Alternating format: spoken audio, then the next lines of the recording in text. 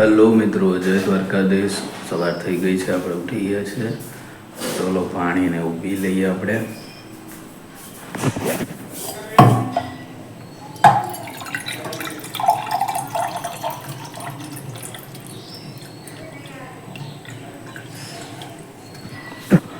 પાણી પી લઈએ આપણે.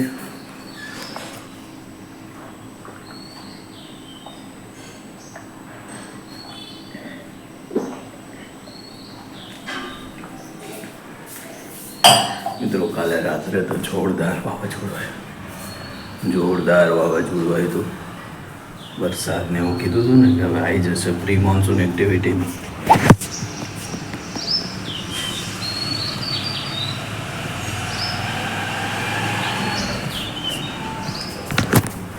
વીજળીના કડાકા ને ભડાકા ને પવન જોરદાર હતો અને વરસાદે આવ્યો ને એટલું સારું છે કે પણ ઝાડવાને આપણે નુકસાન નથી થયું.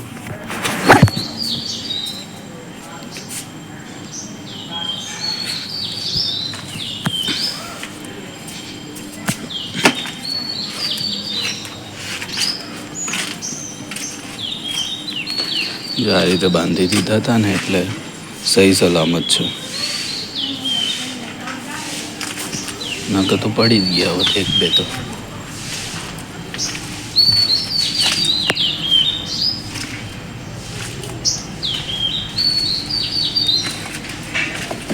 જોરદાર પવન ને વાવાઝોડું હતું. જો બધા ઝાડની સેફટી માટે આપણે એને બાંધી જ દઈએ છીએ, જેથી પવન આવે ને તો એને વાંધો ના આવે.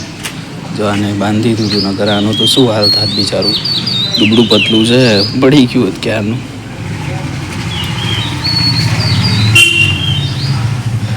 લીંબોડીમાં લીંબુ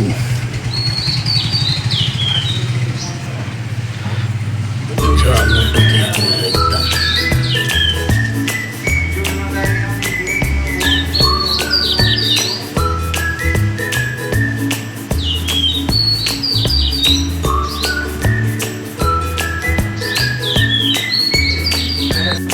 કોઈ વાંધો નથી આવ્યો મિત્રો, એક પણ ઝાડને કે એક પણ છોડને બધાની સેફટી માટે આપણે એમને બાંધી દીધા હતા, એટલે વાંધો નથી આવ્યો.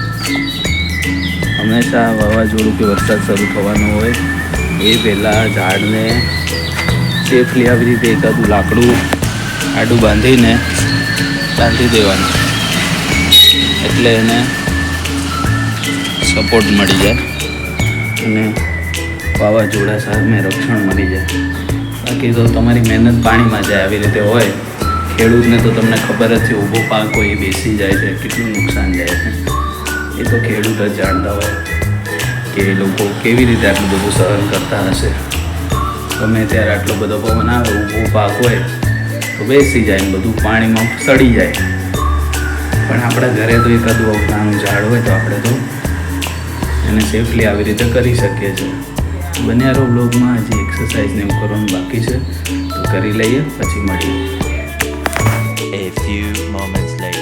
હેલો મિત્રો, તો આપણે એક્સરસાઇઝ કરી લીધી છે, પરસેવ સેફ થઈ ગયા છે.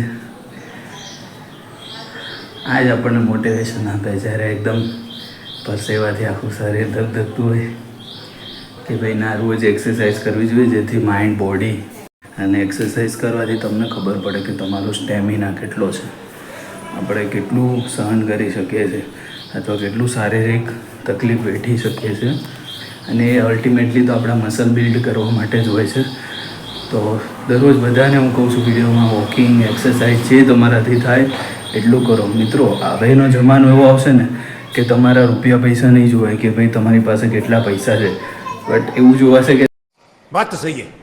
અત્યારે જો કેટલા બધા ડિસીઝ એટલે કે રોગ આવી ગયા છે નાના છોકરાઓમાં, નાની ઉંમરમાં પણ. એટલે બની શકે તો બધા હેલ્ધી ખાવાનું રાખો, હેલ્ધી લાઈફસ્ટાઈલ રાખો અને જેટલી બી બની શકે એટલી દરરોજ એક્સરસાઇઝ કરો. અબે જલ્દી બોલ, કલ સુબહ પનવેલ નિકલના है. જેથી તમારે હાર્ટ સારું રહે અને પમ્પિંગ સારી રીતે કરી શકે. બ્લોક રૂકો જરા, સબર કરો.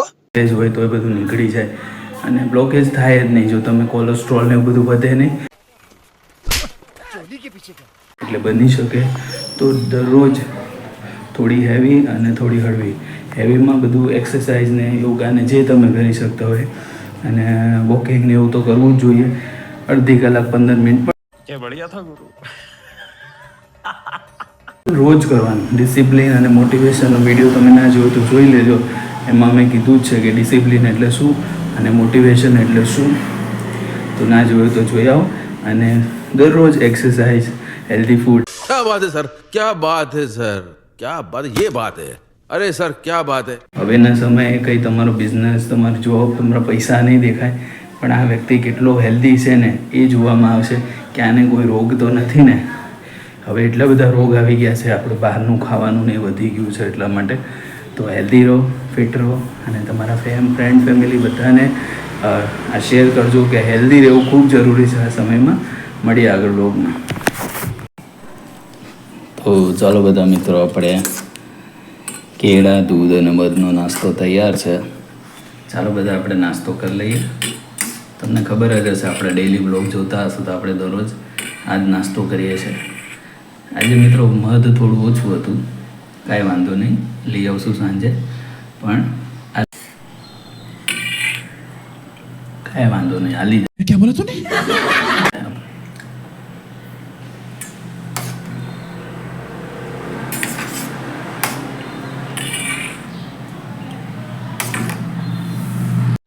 हाय हाय इतना सुकून. ચાલો મિત્રો, તો નાસ્તો કરીને તમને મળું. હલો મિત્રો, તો આપણે જમવા માટે આવી ગયા છીએ.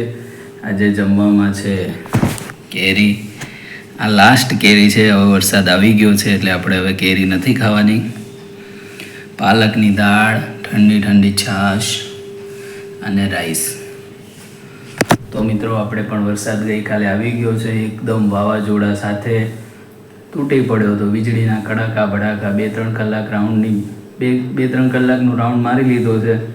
ઠંડક થઈ ગઈ છે અને હવે કેરીને આપણે બાય બાય કરી દેવાનું છે. આ લાસ્ટ કેરી લાવ્યા હતા, હવે કેરી લાવવાની નથી, ખાવાની નથી.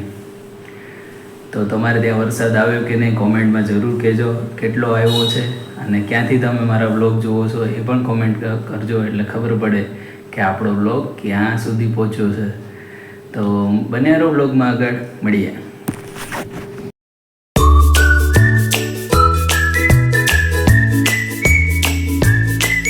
હેલો મિત્રો, તો આપણે વોકિંગ કરવા માટે આવી ગયા છીએ. અડધી કલાક જે વોકિંગ કરી લેશું. વરસાદ જેવું વાતાવરણ છે એટલે અડધી કલાક ઇનફ થઈ ગયું. કરીને તમને મળું.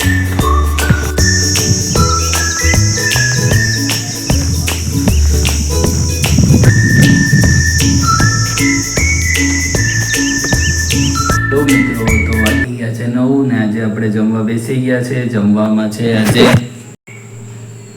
જમવામાં છે જુવારના રોટલા, ડુંગળી બટેકાનું રસાવાળું શાક, દૂધ અને ગોળ.